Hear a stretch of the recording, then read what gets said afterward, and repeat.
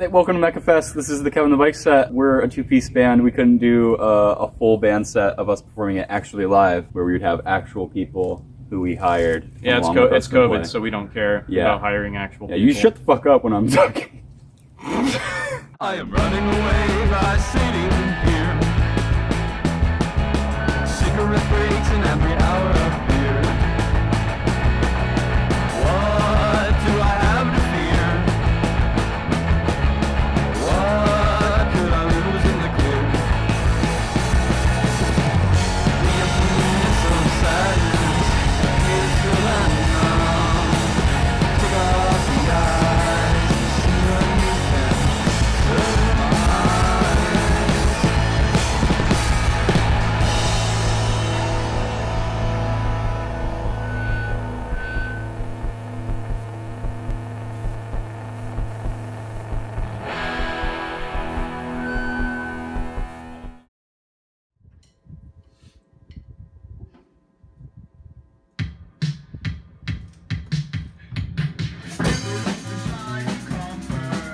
Kevin and the Bites is a slacker rock band from Charlotte, North Carolina. The band is made up of two members, Todd Jordan and Jacob Kuchavik.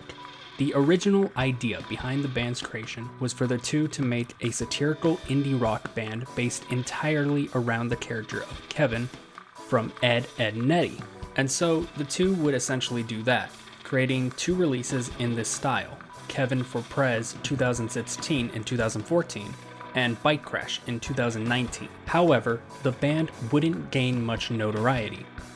That all changed when they would release their comedic magnum opus, Dorkcore 101.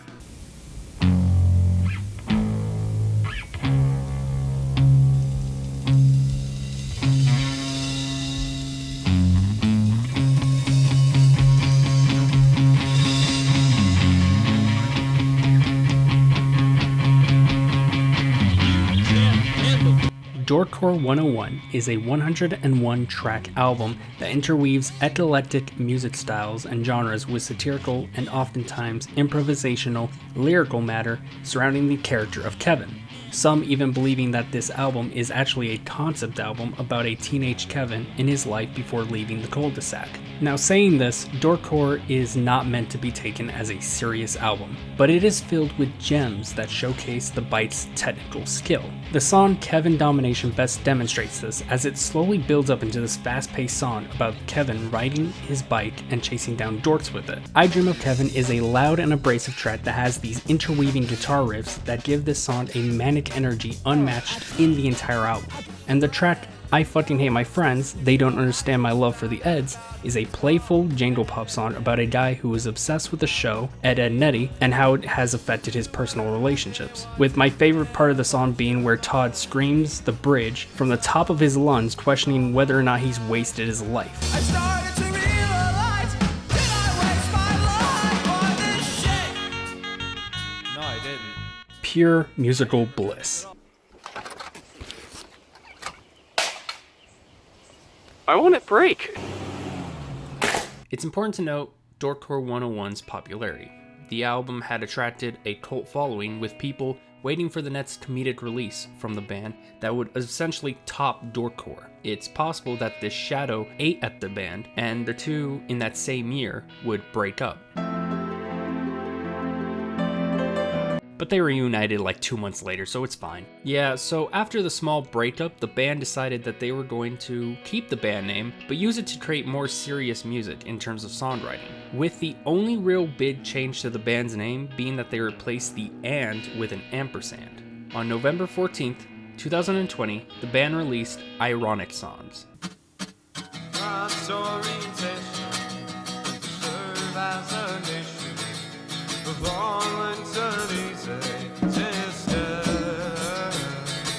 Going back to my appreciation for the technical skill from Dorkcore, this album combines that with more serious lyrical matter. The songs also feature more hook-oriented songs, showing the band's ability to write catchy hooks into their tracks. Turbulence is a noisy song that uses loud instrumentation to complement the themes of strained relationships among roommates in a punk house. Intellectual Beanspill is an effective track that gives these verses in a spoken word passage that are broken up by the song's chorus. And the biggest highlight of the album is definitely Salamia, a 5-minute track about looking back at younger versions of yourself and coming to grips with the person you've become. It's definitely the emotional high point of the album.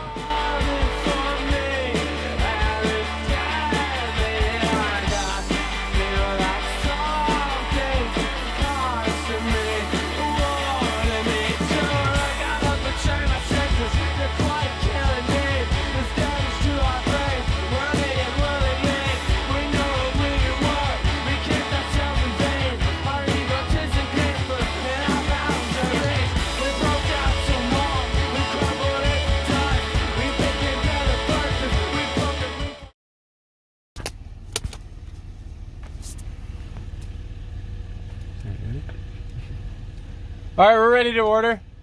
Can I have 2 vanilla ice cream cones with no poop? You said with no what? In terms of releasing new music, the band was silent for the majority of both 2021 and 2022. They performed a set at MegaFest 2021, a virtual music festival that was streamed on Twitch. It was during this pre-recorded set that they revealed a new song called Cartus. I am running away by sitting here.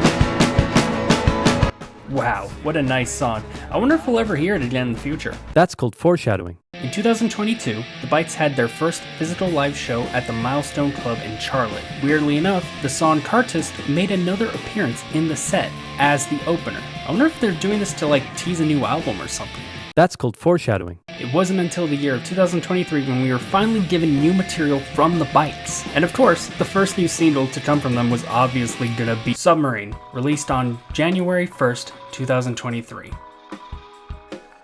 And then they released Cartist. In June 2023, the band released their second serious album, Fade From View.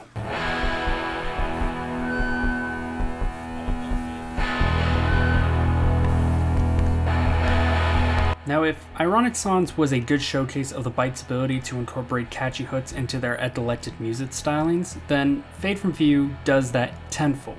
That one song I mentioned earlier, Cartist, ended up being the opener to the album, and it's about Jacob's songwriting process in which he spends time doing so in his car. That other song I used to deceive you earlier, Submarine, is a playful neo-psych song in which the Bites use a synth that has a sound reminiscent to a sonar that plays throughout the entire song, which is pretty catchy in its own way. The track Sunflower Funeral is a breakup song that uses wilting sunflowers as a metaphor for the death of a romantic relationship. The song starts with an acoustic opening in the first verse and chorus, then it explodes into a full rock sound. It's all over now. There's no more struggle. We're gonna watch it burn, but I'm stuck to ride. The Dirge is a fucking roller coaster. It is a noise rock song about two individuals in a heated emotional conflict, and the chorus of the song is layered atop these shoutings of different fencing stances.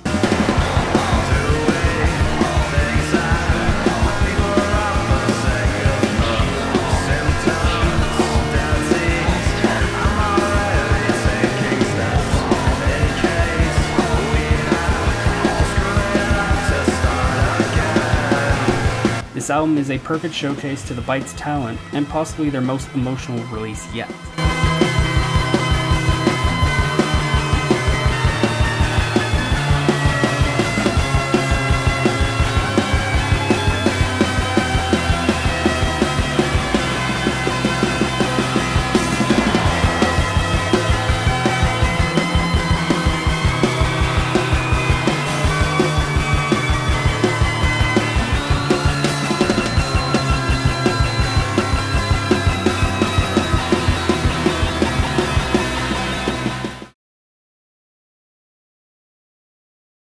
Hey guys, it's Todd here, and today this is my cover of Africa by Toto.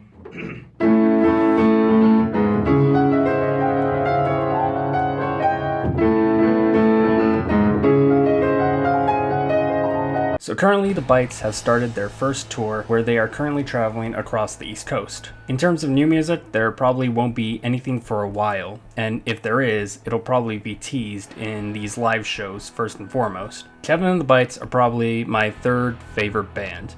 I was a fan when I discovered Dorkcore, and I'm still a fan after all these years. However, not every fan has stayed on the Bite's radar, and this is largely due to the fact that the band has abandoned its comedic roots. I've even seen people complain about the change. All I want to say on that is, who the fuck cares? If we're being honest, a joke is at its funniest the first time, and eventually it wears down when it's told over and over and over. If the Bites had released Dorkcore 303 this year, I probably would have grown tired of the whole Ed and Nettie shtick and would have moved on to listening to the new Jane Remover album or something. The band's change feels natural and like a necessary step forward for the band's evolution. It's probably why I'm such a big fan, as being a fan allows me to watch the band grow right before my eyes. And it's a rather interesting experience that I'm still enjoying to this day. Kevin and the Bites were born from a joke among friends, but that doesn't mean the band has to stay in the shadows of that joke. Dorkcore may be over, but the lane never ends.